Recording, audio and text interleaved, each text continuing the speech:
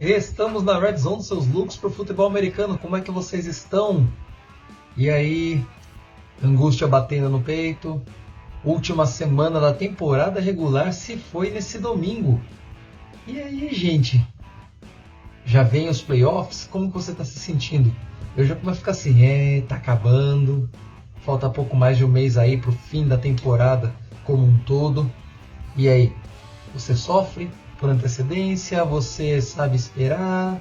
Ainda bem que agora vem também a UFL, já a partir de 30 de março. Então já vamos ter um pouquinho mais de futebol americano por aí. Mas falando de NFL agora, exclusivamente de NFL. Você assistiu os jogos de ontem? Você gostou daquilo que viu? Meu time, por exemplo, ele não foi lá grande coisa, perdeu de 21-20, mas aquilo que eu falei nas previsões. Era um jogo de pós-temporada na semana 18, porque ambos os times estavam jogando com ampla maioria de reservas, tiveram alguns titulares no início, mas os QBs foram reserva, wide receivers foram reservas, então o resultado nessa semana para alguns times não foi tão relevante quanto para outros. E hoje nós vamos falar das que tiveram importâncias para a classificação e posicionamento no Wild Card, independentemente de vencer ou não a sua divisão.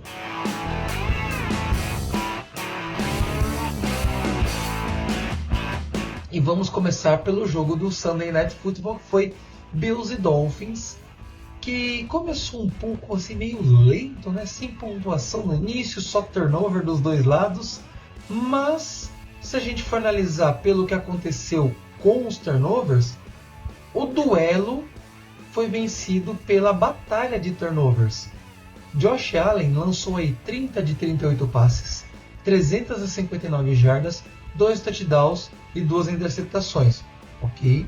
Além disso, o time marcou um touchdown de retorno de punch, um retorno de 95 jardas, que é recorde agora da franquia dos Bills. E teve aí 128 jardas corridas como um total. Tua Tagovailoa já foi um bocado abaixo aí dos números de Josh Allen, lançou 17 passes de 27, 173 jardas, apenas um touchdown e 2 interceptações, um TD corrido e 108 jardas terrestres. A supremacia dos números do time de Buffalo aí chama atenção para o porquê da vitória dos Bills em cima dos Dolphins lá em Miami. E no final das contas, esse retorno de punch, esse TD de retorno de punch foi o que fez a diferença de uma posse ao final do jogo. Com isso, os Dolphins perderam a liderança da AFC Leste, não ficaram com o título de divisão e ficaram aí com a Seed 5, se eu não me engano, para enfrentar na próxima semana, já o Wild Card, os Chiefs. Já o Buffalo Bills classificou-se como líder da divisão e vai receber em casa os Steelers. Olha só a diferença. Poderia estar invertida a situação aí, os Bills indo para Kansas City e os Steelers indo para Miami. Aliás, se Miami tivesse vencido a partida, provavelmente ia enfrentar os Bills em casa novamente pelos playoffs.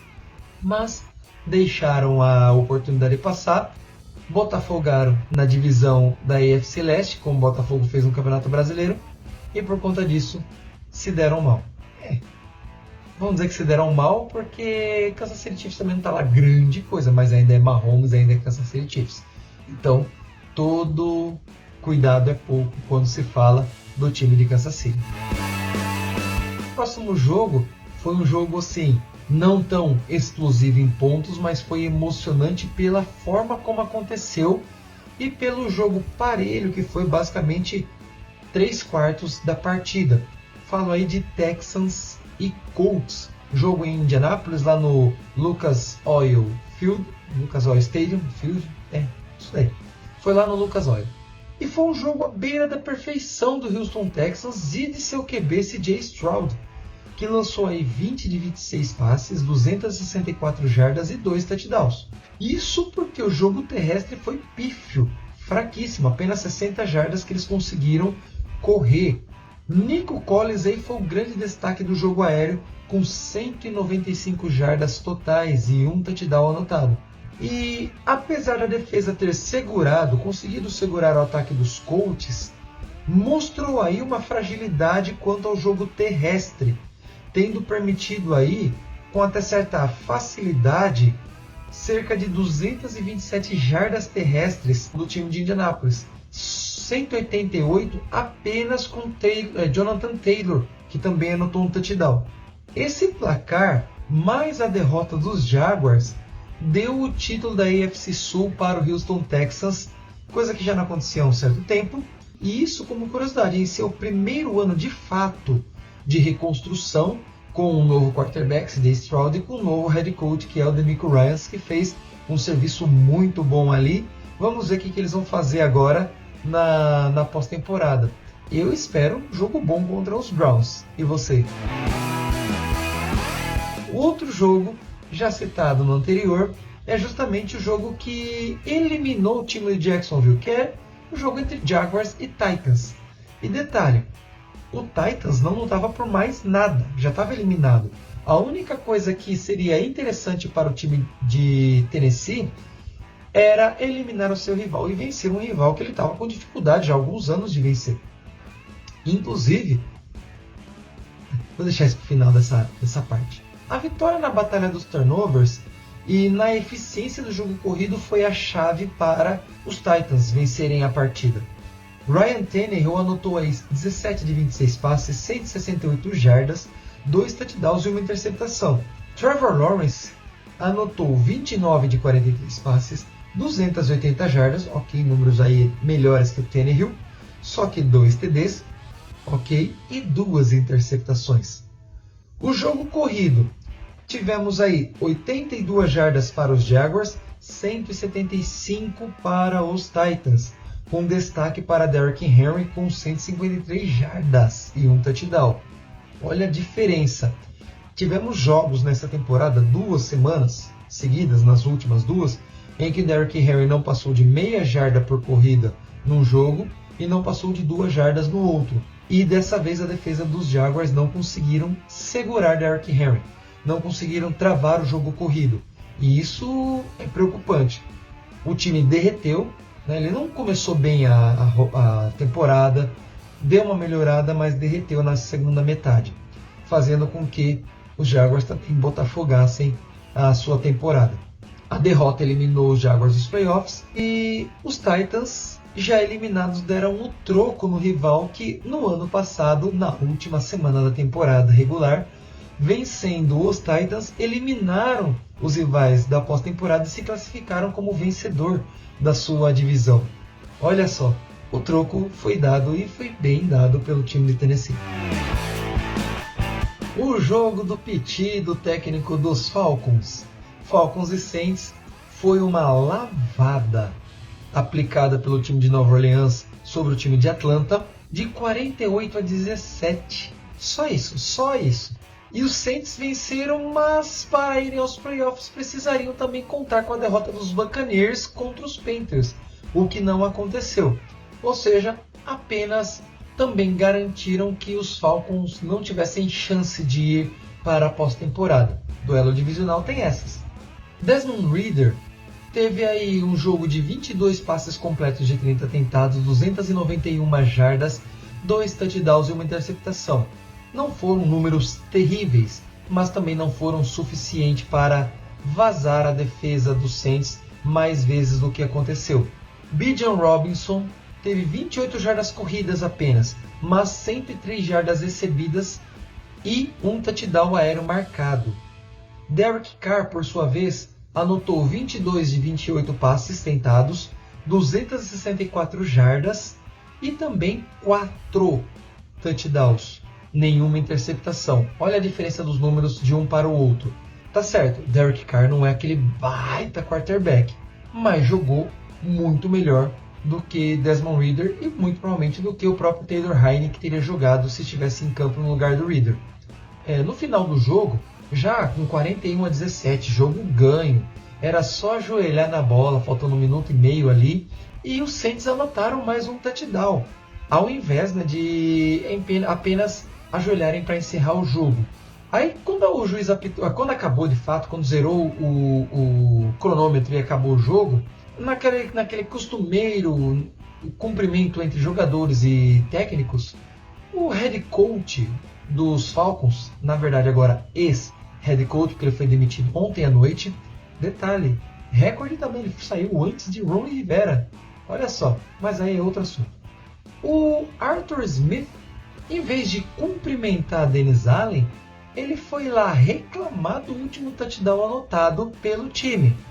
Provavelmente achou que foi uma falta de respeito, que era só se ajoelhar porque o jogo já estava ganho, diminuiria a humilhação que os Falcons receberam. Foi aquela frescura e ataque de pelanca de perdedor. Para mim, eu acho uma tremenda frescura o time deixar de atacar quando tem condição para se ajoelhar só por respeito ao adversário que já tomou 41 pontos. Quer mais humilhação que isso? 7 pontos a mais, 7 pontos a menos, não faz. Já tomou uma lavada e um show de tática do time adversário. Então não tem por que reclamar de mais um touchdown. Mas Arthur Smith fez um péssimo trabalho, fez muito bem ser mandado embora. Vamos ver o que vai acontecer com os Falcons e com os Saints na próxima intertemporada, na Free Agency, Draft e outros assuntos que nós vamos ver bem mais pra frente. E por falar em NFC Sul, os Bucks foram até a Carolina do Norte enfrentar os Panthers num jogo que sim, vou colocar aqui como jogo meh, apesar de ter sido um shootout em cima dos Panthers. Mais um, para falar a verdade. Só que um shootout bem pequeno. Foi 9-0, sem nenhum touchdown e apenas field goals anotados pelo time de Tampa. Os times não conseguiram finalizar suas campanhas, o placar mostra isso claramente. E os Panthers mal conseguiam chegar à red zone.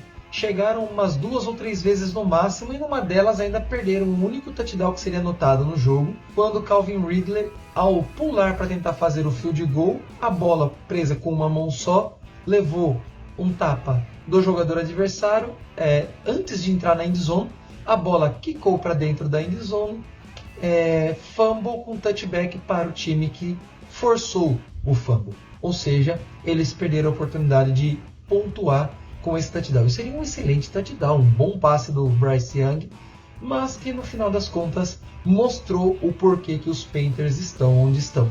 Bryce Young, por falar nisso, teve um péssimo jogo novamente. Foram apenas 11 passes completos de 18 tentados, 94 jardas aéreas.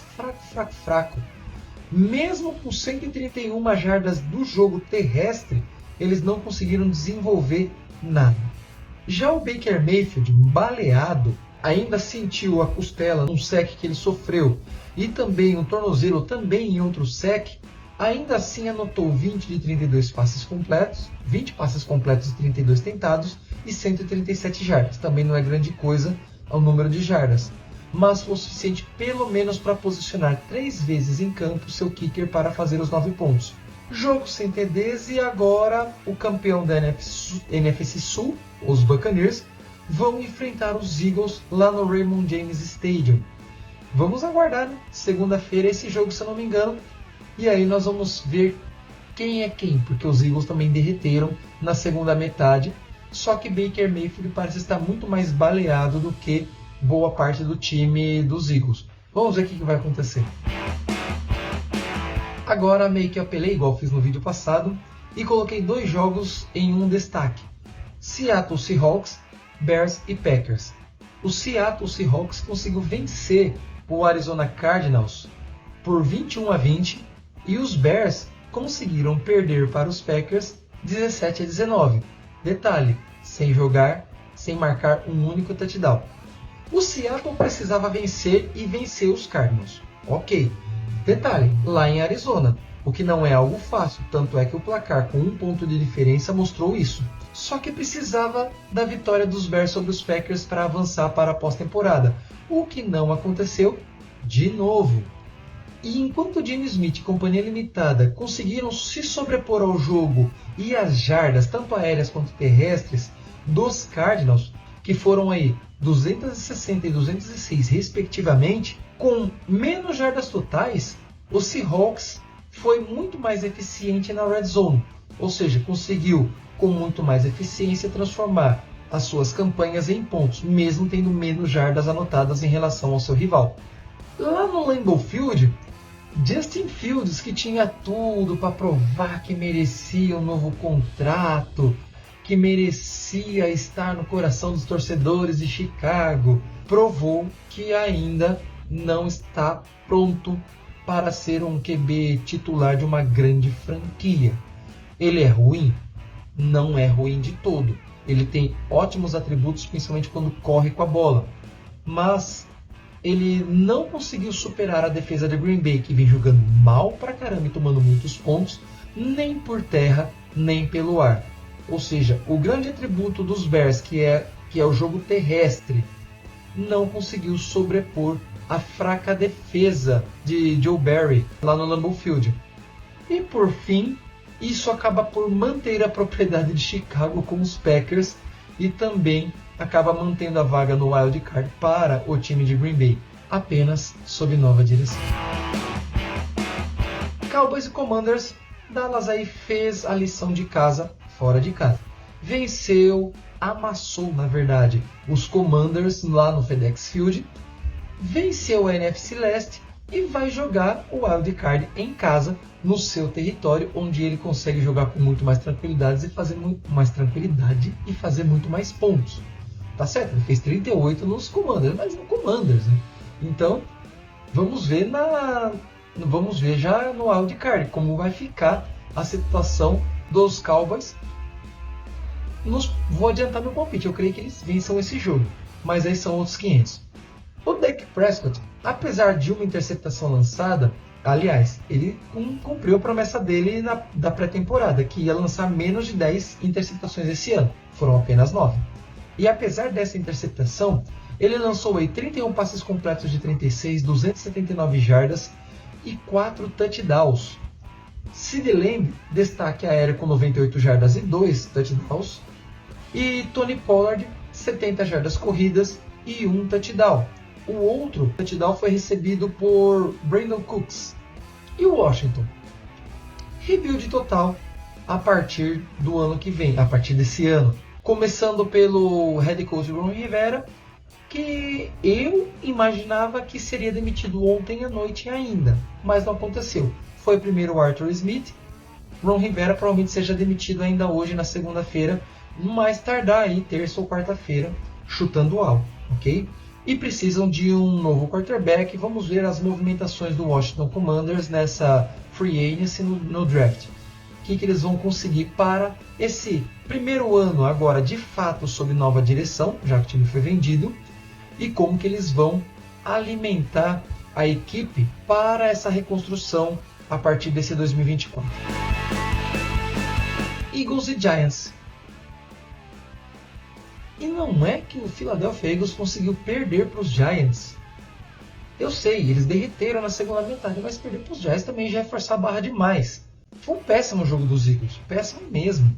Jalen Hurts ainda machucou algum dos dedos aí da mão, não sei qual dedo que foi, eu li alguma coisa assim por cima no Twitter. Mas Jalen Hurts a finger. Jalen Hurts a finger. Marcus Mariota entrou, jogou, não foi de todo ruim, mas também não tem aquela capacidade de levar um time assim a grandes vitórias. Ele pode vencer uma aqui, outra ali, mas não tem capacidade. Se não teve contra os Giants, desculpa, não vai ter contra times mais fortes. Não sei se é ele quem jogará no Wild Card, mas se for, a grande chance dos Eagles voltarem para casa de mãos abanando é grande. Já do outro lado, Tyrod Taylor teve 23 passes completos de 32, 297 jardas, um touchdown e uma interceptação. Mas Saquon Barkley, mesmo com o número, vamos dizer assim, fraco de jardas, 46 apenas, anotou aí mais 2 touchdowns corridos. Então essa derrota é o reflexo do derretimento do Philadelphia Eagles na temporada. Ou será que pode ter sido isso proposital para jogarem contra os Bucks? Porque mesmo jogando lá, em tese os Bucks são muito mais fracos, facilitaria o avanço para o Divisional Round. eu ainda fico com a primeira opção. Eu acho que é reflexo do derretimento do time. Deixe aí sua opinião, caso você discorde. Aliás, comente aqui aquilo que você está achando desses destaques, desses jogos dessa semana 18. Coloque aí como foi o seu time. Se já estava eliminado, se tinha chances, se conseguiu, se tinha e não conseguiu, por quê? Se você achou bom ou não. E o que você espera para o ano que vem. Já fez isso? Vamos continuar o vídeo então. Steelers e Ravens. Um jogo ruim, não foi um jogo legal para ser assistido. Foi um placar de 17-10 para os Steelers. E foi um jogo ruim porque foi debaixo de muita chuva. Na estádio aberto, lá em Baltimore, num jogo debaixo de muita chuva prejudica principalmente o jogo aéreo. Apesar de terem ocorrido lances interessantes pelo ar. E os Ravens também jogaram com basicamente metade do time reserva desde o início da partida. Inclusive, principalmente aí o QB Tyler Huntley. Os Steelers, que não tem nada a ver com isso, fizeram sua parte, jogaram muito bem, jogo terrestre principalmente foi muito bom, e venceram os Ravens e com isso conseguiram a vaga no Wild Card.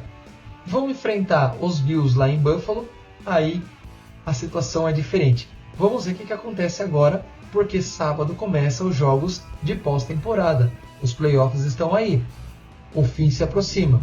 E você, o que espera? O que você aguarda do seu time? Com isso, os playoffs ficaram definidos da seguinte forma. Na NFC, os 49ers ficaram com a seed 1 e, portanto, com um descanso nessa primeira semana de playoffs. Os Packers, como seed 7, ficam com o jogo contra os Cowboys lá em Dallas. Os Rams, seed 6, vão enfrentar os Lions, seed 3. E os Eagles, seed 5, vão enfrentar os Buccaneers, seed 4. O seed aí é posição, tá? Posição 7, posição 2, posição 6, posição 3 nos playoffs. Isso para quem desconhece um pouco os termos da NFL.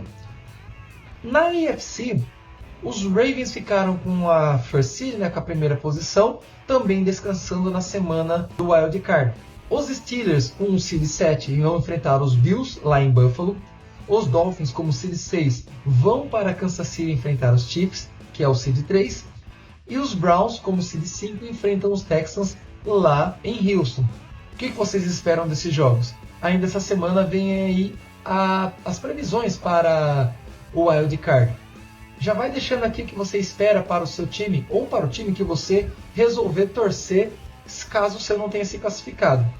Ficamos por aí, vamos embora para mais touchdown. Valeu!